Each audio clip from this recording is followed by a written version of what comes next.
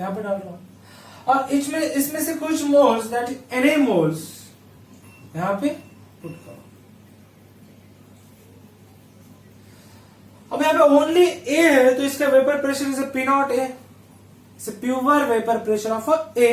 यहाँ पे only B है so it's pure vapour pressure of B। अब हम यहाँ से Na मोल्स इसका थोड़ा सा अमाउंट उठा के यहाँ पे डाल रहे हैं, और यहां से थोड़ा सा अमाउंट उठा के हम यहाँ पे डाल रहे हैं। तो यहाँ पे क्या बनेगा, A plus B that is solution, amount of A is somewhat high and amount of B somewhat less, so it's a solute and it's a solvent. So both are combinely called as solution. जो हमारे पास A और B दोनों भी है। अब आप इस तरीके से नहीं कर सकते सर, इस तरीके से करोगे तो देखो ये तो ठीक है। अगर आपने सोचा है कि हाँ सर मैंने यहां से इसमें A डाल दिया और क्या डाल दिया, B डाल दिया, ओके गुड, यहां तक तो हम आ गए। तो यहाँ पे जो प्रेशर बनेगा so it's not a P naught A plus P naught B, इस तरीके से प्रेशर नहीं बनेगा, क्योंकि हम यहां से पूरा का पूरा अमाउंट नहीं उठा रहे, हम थोड़ा सा इसमें से अमाउंट उठा रहे हैं। सो यहाँ पे उसका कॉन्ट्रीब्यूशन निकालना पड़ेगा। So we have to calculate the contribution of A in a solution and have to calculate the contribution of B in a solution। ये contribution चीज क्या होती है, इसे कॉपी कर लो। चलो पहले देखते हैं कि contribution क्या होता है, मोल फ्रैक्शन क्या होता है, फिर से यहाँ पे वापस आ जाते हैं। So what is the contribution, ये कंट्रीब्यूशन चीज क्या होती है, बात को समझते हो कि कंट्रीब्यूशन समझ में आ गया तो mole fraction easily we can get. Contribution यानी कि कंपनी यहाँ पे बहुत बड़ी कंपनी है, यहाँ पे कोई एक्स पर्सन ने 5 लाख रुपए इन्वेस्ट किए, 5 लाख, कोई वाई पर्सन ने 10 लाख रुपए इन्वेस्ट किए हुए हैं, और कोई जेड पर्सन ने 20 लाख इन्वेस्ट किए। इस कंपनी को प्रॉफिट हो गया 25, 35, 70 लैक्स का। कितना प्रॉफिट हो गया, it's a profit of the company is 75 lakhs. So my question is how much amount of the profit get to the X, get by the X, X को इस 70 में से कितना प्रॉफिट मिलेगा। So my question is X have invested 5 lakhs, Y have invested 10 lakhs and Z have invested 20 lakhs in the company. After 1 year, company got the profit 70 lakhs. So how much amount of the profit get by the X? X को कितना profit मिलेगा? So how to calculate? बचपन का question है, scholarship का question. So how to calculate? For the calculation, आपको जिसका profit निकालना है उसको न्यूमरेटर में रखना पड़ेगा 5, divide by you how to, यानी कि डिनोमिनेटर में you have to put the total, in denominator you have to put the total. So 5 plus 10 plus 20 is what, is 35। So that is called as contribution. अब इसको multiply किस चीज से करना है, हमें तो यहाँ पे किससे करना है, 70 से करना है, क्योंकि स्कॉलरशिप का क्वेश्चन है, नॉट अ सोल्यूशन। लेकिन आपको याद क्या रखना है, this is your contribution. Similarly mole fraction में भी यही होता है। मोल फ्रैक्शन में क्या होता है, देखो चलो मेरे पास कोई ए के 5 मोल्स हैं, बी के 3 मोल्स हैं, और सी के मेरे पास 2 मोल्स हैं। कितने मोल्स हैं, 2।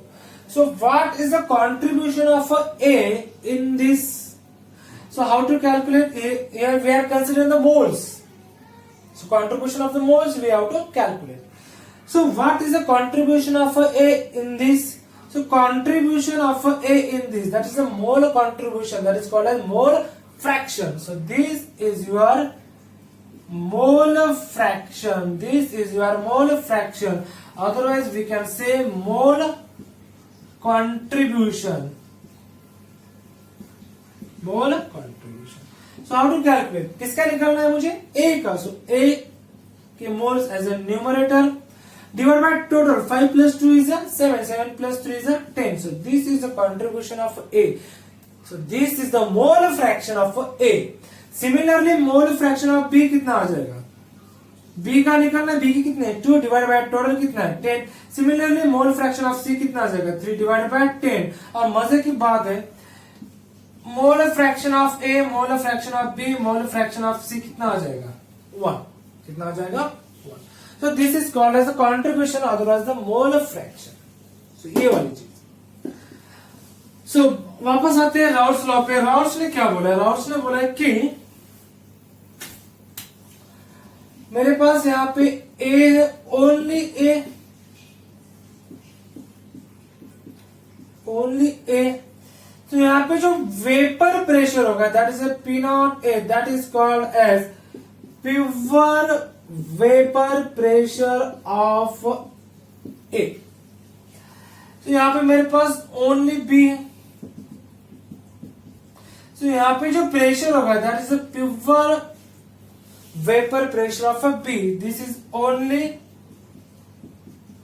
B, and this is called as a pure vapor pressure of a B, क्योंकि only B है। अब मैं यहां से क्या कर रहा हूं, यहां से मैं थोड़ा सा होल करके इसमें से कुछ Na मोल्स निकाल रहा हूं, और यहां से होल करके यहां से मैं निकाल रहा हूं Nb मोल्स, और यहां पे इन दोनों को क्या कर रहा हूं इकट्ठा।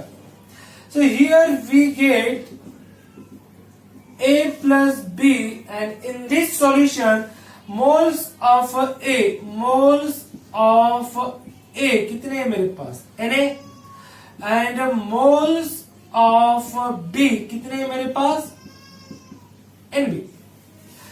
so यहाँ पे क्लाउड इकट्ठा हो जाएगा, in that cloud A is also present and B is also present। why? because both are polar type। तो यहाँ पे ए का जो प्रेशर है that pressure is called as, यहाँ पे ए का जो प्रेशर होगा that pressure is called as, ऐसे लिखते P A, that is a vapour pressure of A in solution, vapour pressure of A in solution. Similarly यहाँ पे प्रेशर ऑफ बी होगा, so PB, this is called as vapour pressure of B in solution. Okay, ये तो होगा जो भी हमें करना क्या है। अब इसके बाद राउट्स ने क्या बोला, राउट्स ने बोला कि pressure of A this is equal to mole fraction of A in a solution multiply by its pure form. Similarly pressure of B क्या होगा, प्रेशर ऑफ बी होगा mole fraction of B in a solution multiply by its pure form। so अब मुझे यहाँ पे मोल fraction of A कितना होगा, mole fraction of A कितना होगा, ऑब्वियसली किसका निकलना है A का निकलना है। सो A के मोल्स कितने हैं Na डिवाइडेड बाय टोटल कितने हैं Na plus Nb। Similarly mole fraction of B कितना होगा, moles of B divided by moles of B plus moles of A। Okay, copy that fast।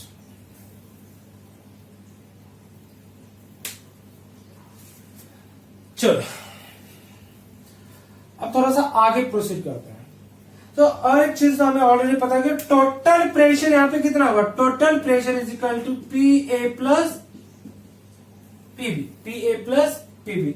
And also one thing, यहाँ पे दोनों भी लिखता हूं मैं, here total pressure of a solution is equal to क्या होगा P A plus P B, and also X A plus X B is equal to क्या होगा 1। Already we are discuss about that. चलो आप थोड़ा सा आगे जाते हैं।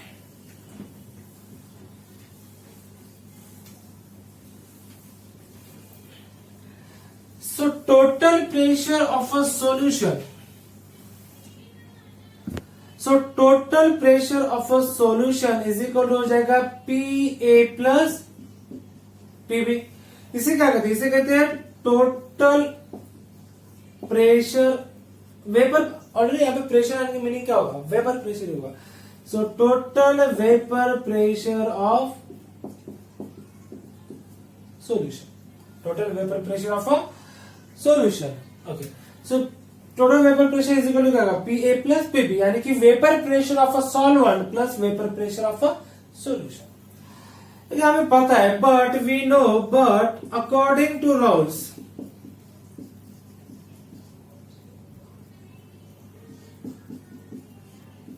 According to rules P A is equal to क्या होगा, चलो बताओ, P A is equal to यानी कि vapour pressure of a solvent is equal to, its a contribution in a solution, that is a mole fraction of a solvent multiplied by its vapour pressure in a pure form. Similarly हमें पता है P B is equal to क्या होगा, mole fraction of a B multiplied by its pure form, vapour pressure in a pure form. So therefore P T is equal to हम क्या लिख सकते हैं, P T is equal to X A P naught A plus X B P naught B. So this is your first important formula. इसको हम X B और X A में भी कन्वर्ट कर सकते हो। फॉर एग्जाम्पल मुझे होता but X A plus X B is equal to कितना है, 1। So therefore X A is equal to क्या आएगा, 1 minus X B. So X A की जगह पे मैं 1 माइनस एक्स बी रख देता हूं। So it will converted into total pressure is equal to 1 minus X B P naught A plus X B P naught B. Okay, चलो multiply कर लेते हैं। So total pressure is equal to P naught A minus XB P naught B plus XB P naught B। नहीं कुछ गलत हो रहा है।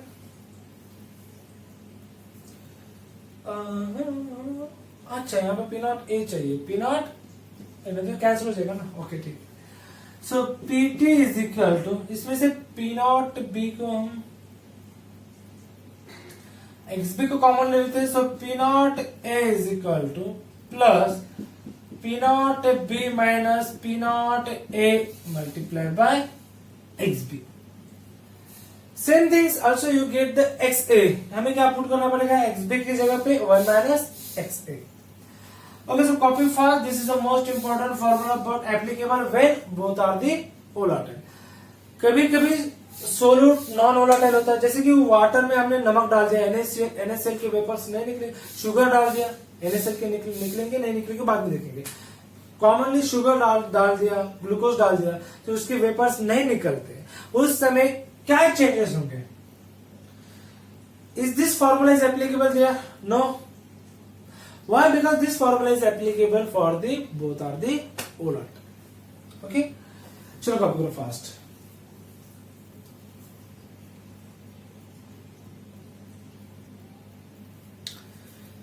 ओके, चलो इसका ग्राफ भी देख लेते हैं, उसमें हो जाएगा, फिर से वापस आने की जरूरत नहीं यहाँ पे।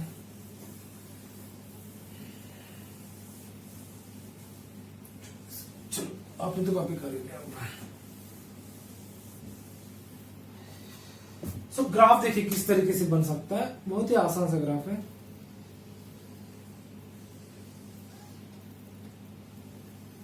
बहुत ही आसान है। मुझे तो अगर मैं यहाँ पे कुछ XB को इंक्रीज यानी कि मोल फ्रैक्शन ऑफ B इंक्रीजिंग, इस तरीके से ग्राफ बना रहा हूं वर्सेस वेपर प्रेशर। यानी कि मेरे पास वाटर है, वहां पे मैं एक सोल्यूट डाल रहा हूँ, स्टार्टिंग में थोड़ा सा सोल्यूट है तो उसका वेपर प्रेशर कम होगा, थोड़ा और बढ़ा दे वेपर प्रेशर क्या होगा, बढ़ेगा। और उससे दूसरी तरफ अगर मैं थोड़ा सा सोल्यूट डाल दो तो उसका मोल फ्रैक्शन क्या होगा, कम होगा, और थोड़ा डाल दो मोल फ्रैक्शन क्या होगा, बढ़ेगा।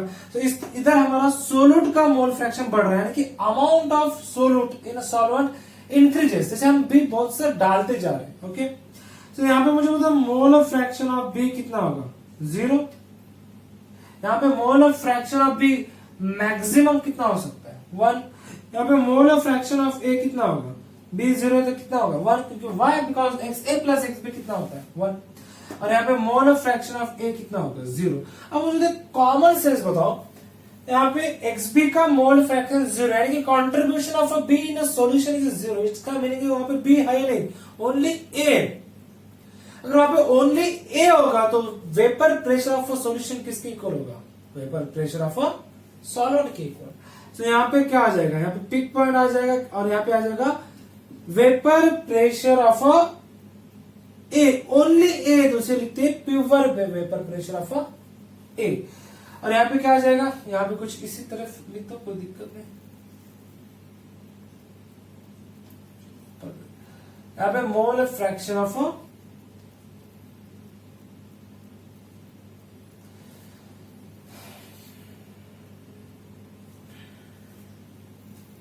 डिक्रीज हो जाएगा, तो यहाँ पे लिख देते हैं। So mole fraction of only B.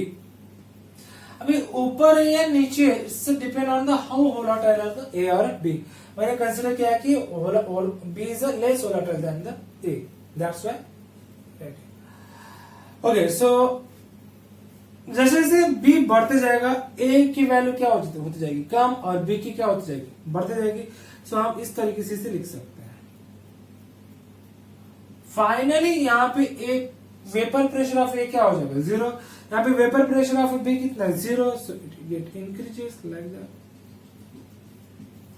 Okay, so this graph is most important, that is called as PT is equal to PA plus PB. That is a vapor pressure of a solution. Vapor pressure of a solution. Vapor pressure of a solution. और ये किसका graph बनते जा रहा है PB. PB is equal to हो जाएगा यहाँ पे XB P नॉट B, दोनों की तरफ सेम ही आ जाएगा, ठीक है, इसे नहीं लिखा तो चलेगा। So it's a बढ़ते जाएगा, ये PB और it's a PE. It's a PB and it's a PA. I think we have written or not definition of the statement of the Raoult's law. अगर नहीं लिखा होगा मैंने तो आप लिख लो। According to Raoult's law, pressure of a solute or solvent or any compound, according to Raoult's law, vapor pressure of a substance, vapor pressure of a substance is equal to the product of its mole fraction in a solution multiplied by its vapor pressure in a pure form. फिर से बताओ, vapor pressure of any substance is equal to the product of its mole fraction in a solution to its vapor pressure in a pure form. Okay, चलो लेके देते हैं क्या दिक्कत है। So statement of Raoult's law, उसे पहले लिखना चाहिए था, अगर भूल गया होगा तो लिख लो, समझ में तो आ गया आपको। Vapour pressure of a substance in a solution is equal to product यानी कि मल्टीप्लाई प्रोडक्ट ऑफ, इसे कॉपी कर लो, product of its a mole fraction, its a mole fraction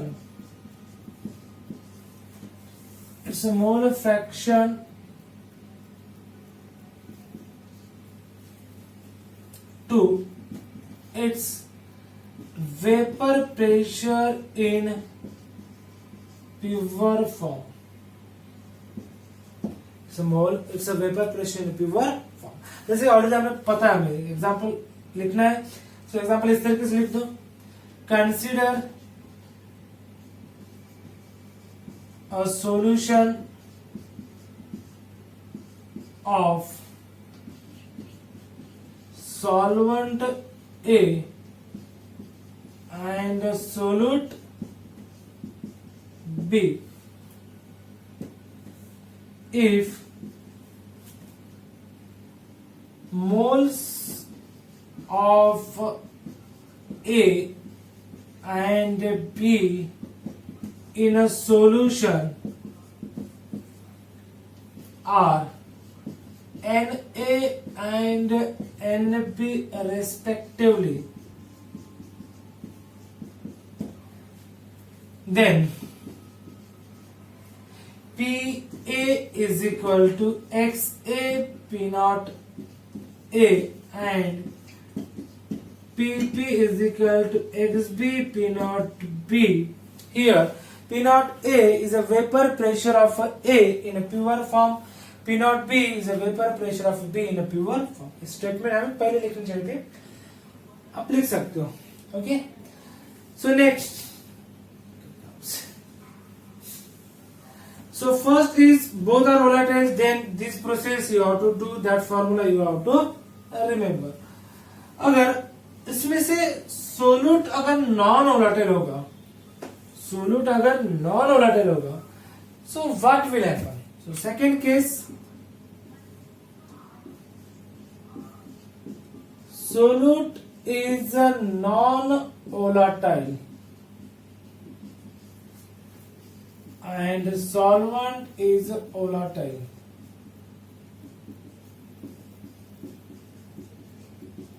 In a solution, solute is a non-volatile. That's A is your what? Already we have defined. A is your solvent. A is your solvent, and this is volatile. And B is your solute, and this is a non-volatile. तो इसके भाप नहीं बनेंगे, इसके vapours नहीं बनेंगे और इसके वेपर्स बनेंगे. तो अब दिक्कत क्या आती है मुझे बताओ. यहां पे ओनली ए है, सो इट्स ओनली ए. तो यहां पे जो भी वेपर प्रेशर होगा that is called as vapour pressure of pure A, हमें पता. यहां पे ओनली बी है, तो यहां पे जो भी वेपर प्रेशर होगा that is called as only vapour pressure of only B, pure form, vapour pressure of pure B.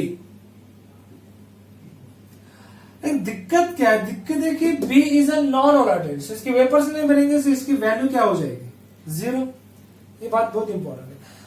B is a non volatile, so इसके वेपर्स नहीं बनेंगे, तो इसका वैल्यू इज अ 0. देखिए इसकी वैल्यू कुछ ना कुछ तो होगी.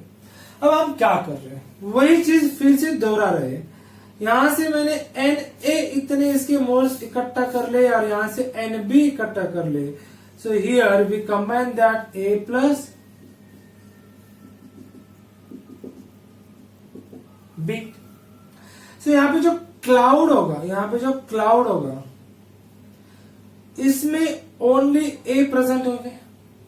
B is why not? Because B is a non-volatile. B की भाप नहीं बनेंगी तो यहाँ पे B नहीं आएगी. तो यहाँ पे जो भी प्रेशर होगा due to the only A. तो हम यहाँ पे लिख सकते हैं here vapor pressure is only due to the A. B is a non-volatile. Why? Because B is a non-volatile. Okay, good. चलो यहाँ पे आते हैं. अब मुझे बता, according to Raoult's PA is equal to क्या होगा? PA इज इक्वल टू होगा XA P नॉट A और PB इज इक्वल टू क्या होगा? XB P naught B. So PA is equal to मैं लिख सकता हूं XA P नॉट A, कोई दिक्कत नहीं. लेकिन PB की वैल्यू क्या आएगी? XB multiply by 0, that is अ 0, क्योंकि P नॉट B कितना है? 0. Okay, so total pressure, but we know PT, that's the total pressure of a solution is equal to क्या होता है? PA plus PB होता है. अब मुझे बता PT, PA की वैल्यू क्या है?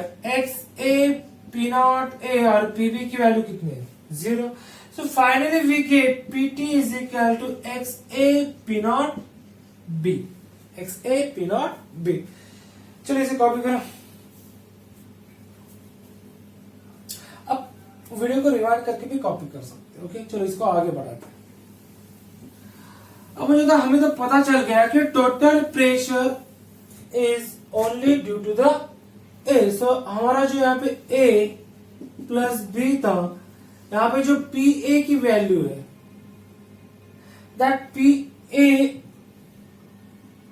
यहां पे जो टोटल प्रेशर होगा, total pressure is only due to the A and that value is equal to what? XA P naught B. यहाँ पे जो टोटल प्रेशर होगा ड्यू टू द A ही होगा, लेकिन उसकी वैल्यू क्या होगी according to Raoult's? XA P naught B.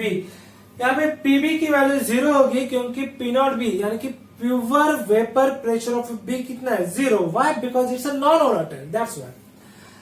So चलो but also XA plus XB कितना होता है? 1. So XA की जगह पे मैं लिख सकता हूँ 1 माइनस XB. ऐसा क्यों करना पड़ा? I will explain you. Okay? चलो पहले से सॉल्व कर देते हैं. So PT therefore PT is equal to क्या हो गया? XA की जगह पे मैं लिख दूंगा 1 minus XB P naught B को P नॉट B. चलो मल्टीप्लाई कर लो. So PT is equal to P naught B minus XB P naught B.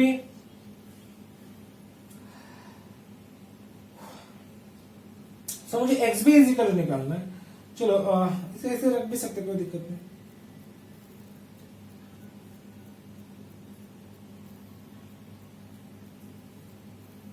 कुछ तो गलत यहाँ पे गलत हो रहा है.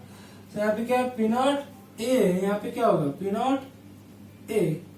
यहाँ पे क्या होगा? P नॉट A एंड लिखते समय गलत हो गया. P naught A and this is P naught A. Okay, so we can write here like that. PT minus P naught A is equal to क्या आएगा? Minus XB P naught A. Minus को multiply कर लो. सो P naught A minus PT is equal to XB P naught A and this divide कर लो. सो P naught A minus PT divided by P naught A is equal to XB. This is a very important IMP formula. इसका meaning क्या है, क्या बोल रहा है, I will explain. Okay, so XB क्यों लेना पड़ा मुझे? क्योंकि मुझे बताओ यहाँ पे सॉल्वेंट बहुत सारा होता है, सोल्यूट क्या होता है? बहुत कम होता है. So easily we can get the molar fraction of solute. And also this is useful to calculate the molar mass of a solute. आगे जाके आपको पता चलेगा कि ये जो भानगढ़ की, ये जो फंडा किया, ये जो दंगा किया हमने, किसने किया? To find out the molar mass of a solute. अगर सोल्यूट का मोलर मास निकालना है so you have to find out the mole fraction of a solute. Okay, आगे चल के आपको पता चलेगा क्यों XB निकालना है. Already I have told you, क्योंकि आगे चल के हमें molar mass of a solute निकालना है. That's why we have to calculate the mole fraction of a solute. So in colligative property we are discussing the relative lowering in relative lowering in vapor pressure. This is the relative lowering in vapor pressure. आगे चल के हम इसको explain भी करेंगे. फिलहाल मुझे इस फॉर्मूला को और एक्सटेंड करना है. ओके, सो इसको हम इस तरीके से भी लिख सकते हैं आगे चल के.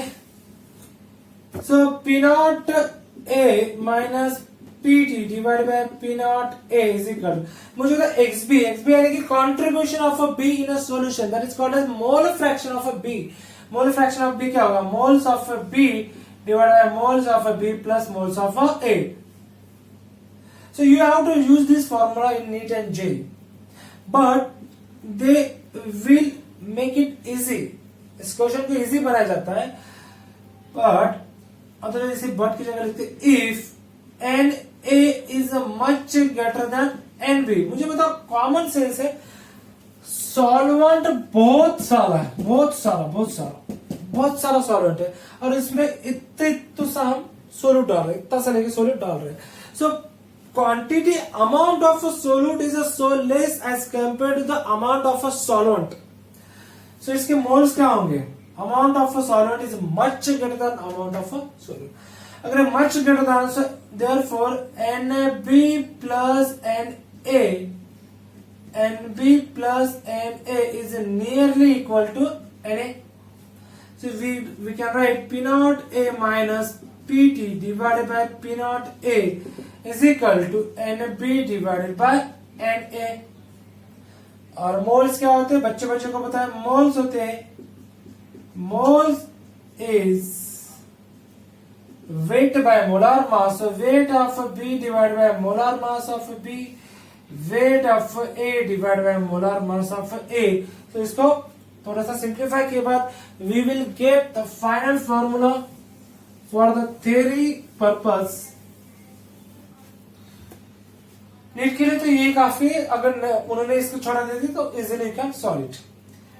Theoretically, we have to lots of things we have to do. P naught A minus PT divided by P naught A। चलिए ये ऊपर जाएगा, सो ये हो जाएगा WP N A divided by WA MB।